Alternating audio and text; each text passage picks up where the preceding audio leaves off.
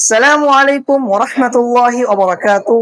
Welcome back to Al-Hira English Learning. Guys, ইংলিশে যে 12 প্রকার টেন্স, এই টেন্স নিয়ে বিভিন্ন লিঙ্গুইস্টিক অর্গানাইজেশন রিসার্চ করে একটা বিষয় জানতে পেরেছে যে 90 to 95% of all spoken and written English is done in 5 verb tenses. 5টা verb tenses মাধ্যমে আপনার 90 থেকে 95% ইংরেজি স্পোকেন অথবা রিটেন যেগুলো কভার হয়ে যায়।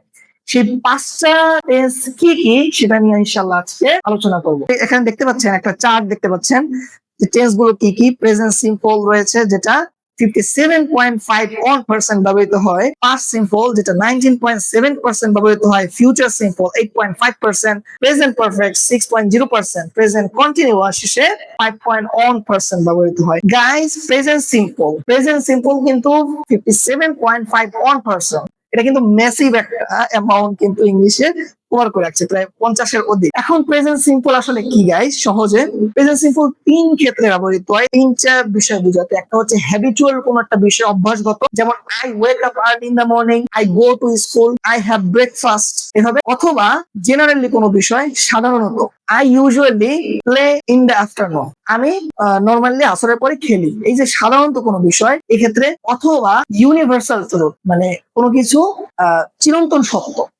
সত্য বোঝাতে, এই 3টা জিনিস বোঝাতে প্রেজেন্ট সিম্পল অথবা প্রেজেন্ট ইনডিফিনিট ব্যবহৃত হয়। এখন এই স্ট্রাকচারটা কিভাবে বানাবেন? প্রথমে রাখবেন সাবজেক্ট, পরে ভার্বের বেস ফর্ম এবং একটা অবজেক্ট অথবা এক্সটেনশন, মানে বাড়তি যা কিছু আছে। অবজেক্ট তো থাকতে পারে অথবা অন্য কিছু থাকতে পারে। এখন গাইস, এখানে 4টা এক্সাম্পল দেখতে পাচ্ছেন। এটা হচ্ছে প্রেজেন্ট সিম্পল এর এক্সাম্পল। শুরুতে আছে যে nurses look after the patients in the hospital. 2 নম্বরে আছে I usually go away at the weekends. অথবা 3 নম্বরে যেটা আছে the earth goes round the sun. 4 নম্বরে the cave opens at 7:30 in the morning. একটা গাইস লক্ষ্য করেন, যেখানে হাইলাইট করা যেগুলো, এগুলো হচ্ছে ভার্ব, আগে সাবজেক্ট এবং পরে অবজেক্ট অথবা এক্সটেনশন। এখন গাইস কথা হচ্ছে, যদি লক্ষ্য করেন শুরুতে যে 2টা ভার্ব, একটা লুক এবং গো, এর শেষে কিন্তু এস যুক্ত হয় নাই, এস বাই এস যুক্ত হয় নাই, কিন্তু শেষের 2টা, একটা ওপেন আর একটা গো, এখানে কিন্তু গোস এবং ওপেন্স এখানে কিন্তু যুক্ত হয়েছে।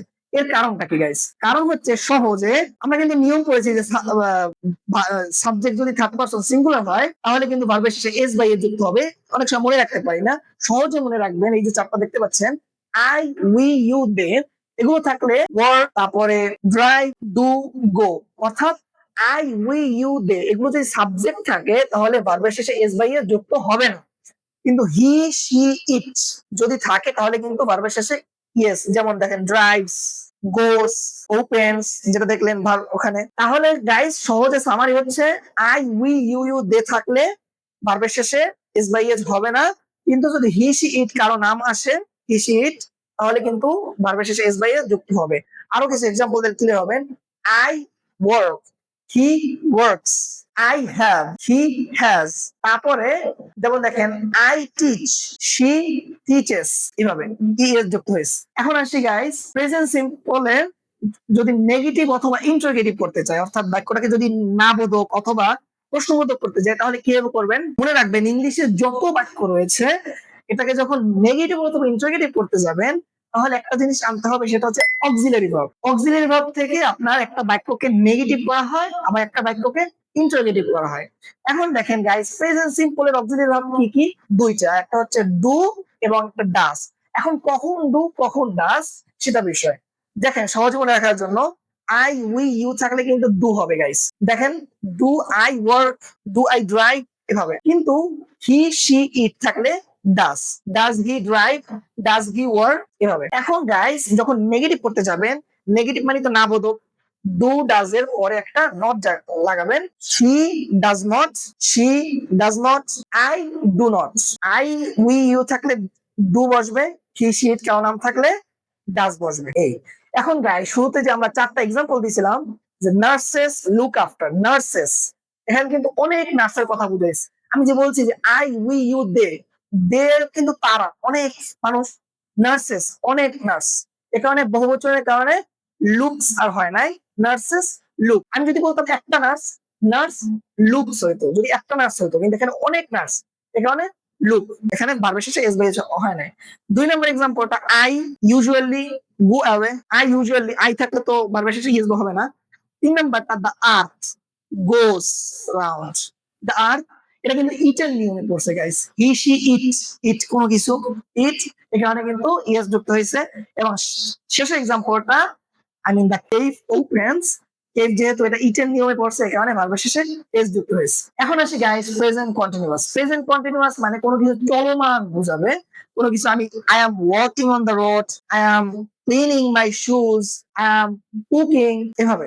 স্ট্রাকচারটা হচ্ছে subject plus am is are plus একটা ভার্ব, ভার্বের বেস ফর্ম সাথে আইএনজি এক্সটেনশন। যেমন I am working in the field, they are staring together, এভাবে। গাইস একটা জিনিস মনে রাখবেন, আমি আগেই বলেছি যে যেকোনো বাক্যকে, ইংলিশের যেকোনো বাক্যকে যখন নেগেটিভ অথবা ইন্টারোগেটিভ করতে যাবেন, তাহলে অক্সিলারি ভার্ব আনতে হবে। অক্সিলারি ভার্ব কিন্তু প্রতিটা টেন্সে দেওয়া থাকে, শুধুমাত্র প্রেজেন্ট ইনডিফিনিট এবং পাস্ট ইনডিফিনিট অথবা প্রেজেন্ট সিম্পল পাস্ট সিম্পল, এই দুইটা টেন্সে কিন্তু আপনার অক্সিলারি ভার্ব দেওয়া থাকে না, এটা নিতে হয়। যেটা বললাম যে সাবজেক্ট অনুযায়ী এখানে কিন্তু দেওয়া আছে, এম ইজ আর দেওয়া আছে, I am working in the field অথবা দে আর স্ট্যান্ডিং টুগেদার, এই যে বললাম আর তারপরে এম, এগুলো কিন্তু অক্সিলারি ভার্ব। আমি যখন এটা নেগেটিভ করতে যাব, এম এর সাথে নট, আর এর সাথে not, I am not standing, they are not standing. যখন ইন্টারোগেটিভ করতে যাব, এম আই স্ট্যান্ডিং অথবা are they standing, am I working, এভাবে জাস্ট অক্সিলারি ভার্বটা আগে চলে যাবে। এটা হচ্ছে গাইস প্রেজেন্ট কন্টিনিউয়াস। এখন আসি প্রেজেন্ট পারফেক্ট। প্রেজেন্ট পারফেক্ট এটা আমরা বাংলা বলি না যে আমি করেছি, খেয়েছি, গিয়েছি, এই যে ছ ছ শেষে, এটাকে প্রেজেন্ট পারফেক্ট ইউজ করে। আচ্ছা এক্সাম্পলের আগে স্ট্রাকচারটা দেখেন, subject plus had as plus V three বা ভার্বের যে পাস্ট পার্টিসিপল যেটা, সাথে একটা অবজেক্ট অথবা এক্সটেনশন। যেমন he has done, I have done, এভাবে। ভিজুয়ালাইজেশনের জন্য এই এক্সাম্পলটা দেখেন গাইস, যে হিজ শুজ আর ডার্টি, তার জুতাগুলো ময়লা, প্রেজেন্ট ইনডিফিনিট অথবা প্রেজেন্ট সিম্পলে আছে। যখন 2 নম্বরে চলে আসছে, he is cleaning his shoes, সে তার জুতাগুলো পরিষ্কার করতেছে। He has cleaned his shoes, সে কিন্তু তার জুতা পরিষ্কার করেছে, মানে শেষ করেছে। একটা করতেছে চলমান, এই করতেছে চলমানের পরেই যখন একটা কাজ আপনি শেষ করে ফেলবেন, তখনই প্রেজেন্ট পারফেক্ট হয়ে যাবে। গাইস বি কেয়ারফুল একটা বিষয়, প্রেজেন্ট পারফেক্টের যে subject plus had has plus V three extension, এটা কিন্তু প্রেজেন্ট পারফেক্ট স্ট্রাকচার। যদি ভি থ্রি না আসে, তাহলে কিন্তু প্রেজেন্ট ইনডিফিনিট অথবা প্রেজেন্ট সিম্পল আসবে। যেমন যদি বলি I have a book, I have a book, এটা কিন্তু প্রেজেন্ট পারফেক্ট না, কারণ হ্যাভ এর পরে কিন্তু ভার্ব থ্রি নাই।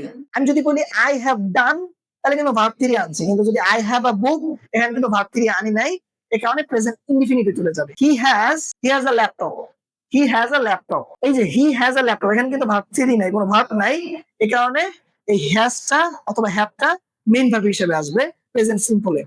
হি হ্যাজ আ বুক, এটা কিন্তু প্রেজেন্ট সিম্পল। এখন পাস্ট সিম্পল। পাস্ট সিম্পল আমি করেছিলাম, খেয়েছিলাম, গিয়েছিলাম, এই যে ল লেলাম, এগুলো থাকলে, যদি বাংলা বাক্যের শেষে ল লেলাম থাকে, তাহলে কিন্তু পাস্ট সিম্পল অথবা পাস্ট ইনডিফিনিট ব্যবহার হয়।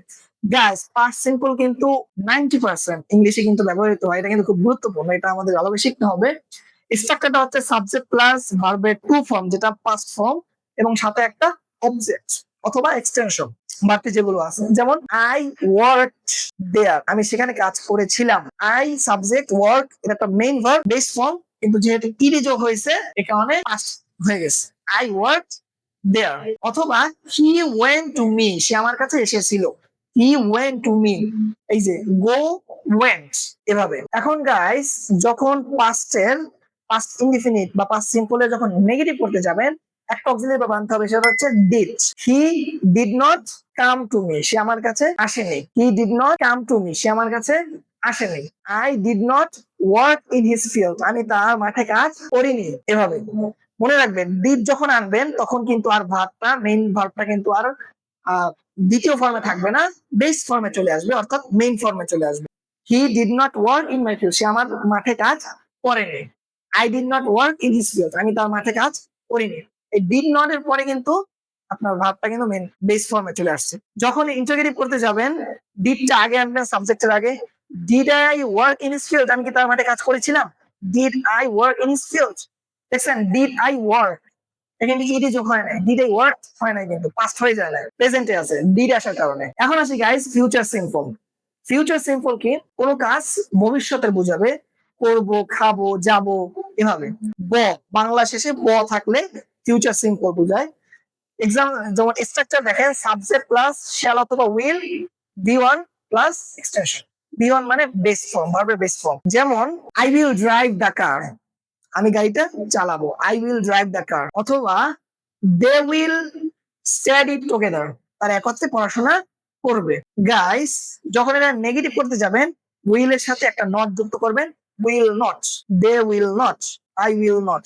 সংক্ষেপে বলা হয় won't, won't, he won't, I won't, they won't হবে। এখন গাইস কখন শ্যাল কখন উইল? মডার্ন ইংলিশে শ্যাল ব্যবহার করে না, মডার্ন ইংলিশ সবসময় উইলই ব্যবহার করে, শ্যাল আর ব্যবহার করে না। এখন গাইস ক্লিয়ারের জন্য আমরা একটা শর্ট একটা স্টোরি পড়বো, এই সবগুলো পাঁচটা টেন্সের মাধ্যমে, যাতে করে আপনারা ক্লিয়ার হতে পারেন। গাইস আমরা এতক্ষণ যেটা পড়লাম, পাঁচটা টেন্স নিয়ে যে আলোচনা করলাম, সেটার একটা কুইক রিভিউ দেই। দেখেন একটা story, Emily lives in a small town near the sea. Emily যেহেতু এটা হি শি ইট, এখানে যেহেতু শি আসছে, এই কারণে ভার্বের শেষে লিভ, এটা শেষে ই এর যুক্ত হয়েছে। এভরি মর্নিং শি ওয়াকস, দেখছেন এস যুক্ত হয়েছে শির কারণে, to the post office and checks her mail box. Today she is feeling, present continuous, she is feeling, এমিজার পরে ভার্ব প্লাস আইএনজি যুক্ত হয়েছে, she is feeling a little nervous, she has waited for weeks. Have এর পরে বলছিলাম যে present পারফেক্টে ভার্বের শেষে ইডি অর্থাৎ past participle হয়, সেখানে হয়েছে she has waited for weeks for a letter from her brother who moved abroad. Abroad মানে বিদেশ। Years ago they shared everything. Past simple, এই ভার্বে টু যেটা বসলো এখানে, they shared everything, books, secret and dreams, but when he left things changed. Past simple, they only spoke once in a while. Now as she stands at the mailbox, দেখেন stands, এটা কিন্তু present indefinite বা present simple. আর heart is beating, is beating এমিজার তারপরে verb beat এরপর ING যুক্ত হয়েছে, is beating fast. She has checked it every day this month. Has এর পরে যদি ভার্ব প্লাস থ্রি অর্থাৎ পাস্ট পার্টিসিপল হয়, তাহলে কিন্তু এটা প্রেজেন্ট পারফেক্ট আমরা বলেছি। She has checked it every day this month. Suddenly the postman arrives, postman এটা কিন্তু একজনকে বোঝানো হয়েছে, সিঙ্গুলার, অর্থাৎ হি শি ইট এটার ভিতরে পড়ছে, এই কারণে ভার্বের শেষে অ্যারাইভ, ভার্বের শেষে ই যুক্ত হয়েছে।